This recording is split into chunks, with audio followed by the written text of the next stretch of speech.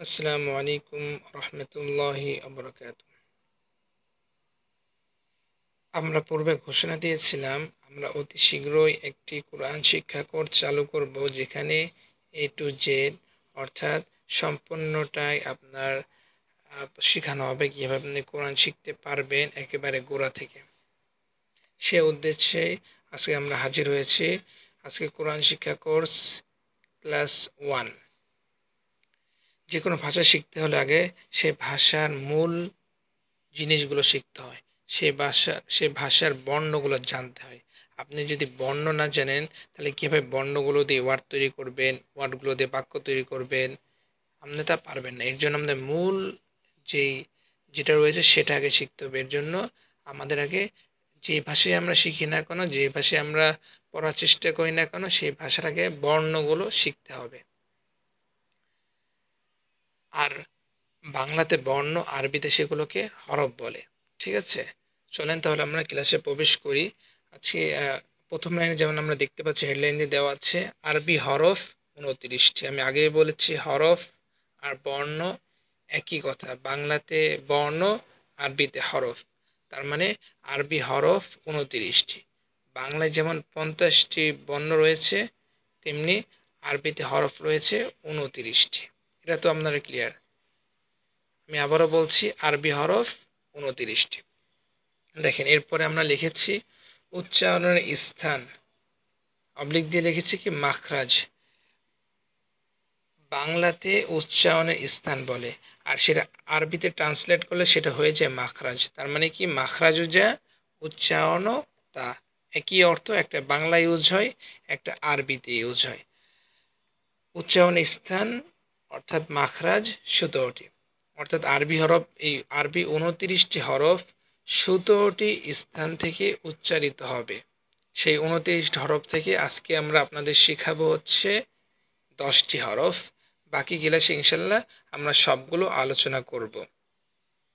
আপনাদের পড়ার সুবিধার্থে আমরা আরবি হরফের নিচে বাংলাতে লিখে দিয়েছি, যাতে আপনারা নিজে নিজেই পড়তে পারেন। আপনারা শুধু আমাদের ক্লাসগুলো করবেন, যে উচ্চারণগুলো আমরা কীভাবে উচ্চারণ করছি সেটা শেখার জন্য। ঠিক আছে,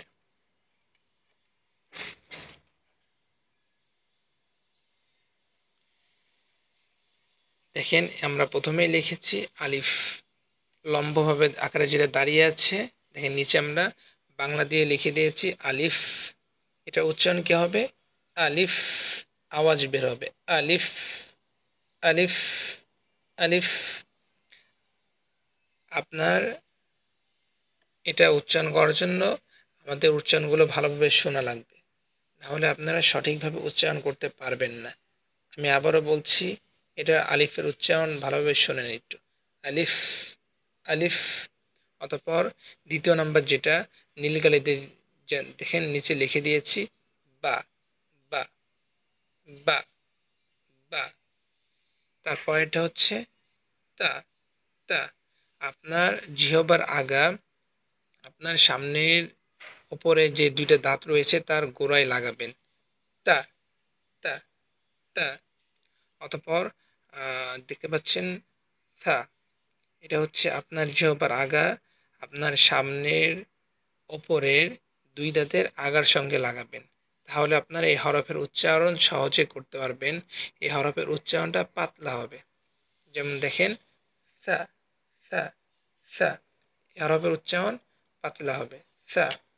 অতঃপর দেখেন বাংলাতে লিখে দিয়েছি জিম, জিম। এই হরফটা একটু মোটা হবে, জিম, জিম, জিম। অতঃপর আমরা দ্বিতীয় লাইনে প্রথমে দেখতে পাচ্ছি হা, হা। এটা গলার ভিতর থেকে উচ্চারিত হবে, হা, হা। আমাদের উচ্চারণগুলো মনোযোগ দিয়ে শোনার চেষ্টা করেন। হা, হা। এই হাটা গলার ভিতরে যাবে। পরবর্তীতে আমরা আপনাদের আরেকটি ছোট হা শেখাবো, সেটা হচ্ছে গলার ভিতর যাবে না। এই হাটা বড় হা গলার ভিতরে যাবে, হা। অতঃপর দেখেন দ্বিতীয় নম্বরে রয়েছে খ, খ, খ, খ।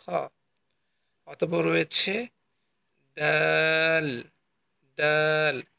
তা যে জায়গা থেকে উচ্চারিত হয়, দালও সেই জায়গা থেকে উচ্চারিত হয়। অর্থাৎ আপনার জিহ্বার আগা আপনার সামনের ওপরে ২ দাঁতের গোড়ার সঙ্গে লাগাবেন, লাগায় উচ্চারণ করবেন, তাহলে আপনারা সহজেই ত, দাল, তা সঠিকভাবে উচ্চারণ করতে পারবেন।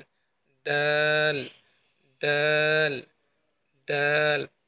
অতঃপর রয়েছে দাল, দাল। এটা হবে পাতলা হবে।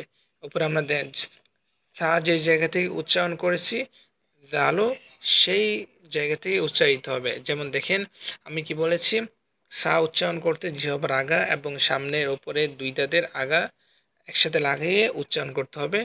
দালও সেম ভাবে উচ্চারণ করতে হবে, তাহলে আপনারা পাতলা একটা আওয়াজ পাবেন।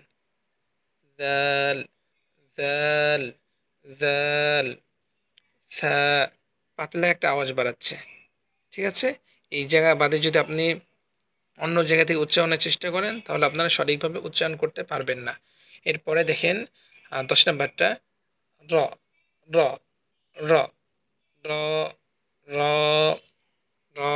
একটু মোটা হবে, হালকা মোটা হবে। আপনারা যদি লক্ষ্য করেন, আপনারা দেখবেন আপনার সামনের ওপরে যে ২ দাঁত আছে তার গোড়া থেকে একটু উপরে একটা উঁচু জায়গা আছে, সেটাকে আমরা মূর্ধা বলি। কি বলি? মূর্ধা। একটা ছোট্ট একটা উঁচু জায়গা আছে, সেই মূর্ধা থেকে জিহ্বার আগা একসাথে লেগে র উচ্চারিত হয়। তাহলে আপনি সেই মূর্ধায় যদি জিহ্বার আগা লাগিয়ে উচ্চারণ করেন, আপনারা সহজেই এর সঠিক উচ্চারণ করতে পারবেন। র, র, র। আশা করি আপনারা সঠিকভাবে বুঝতে পেরেছেন। আমি একবার করে উচ্চারণ করে চলে যাচ্ছি। আরবি হরফ ২৯টি, আরবি হরফের মাখরাজ ১৭টি। আলিফ, আলিফ, আলিফ। বা, বা, বা। তা, তা, তা। সা, সা, সা। জিম, জিম, জিম। হা, হা, হা। খ, খ, খ।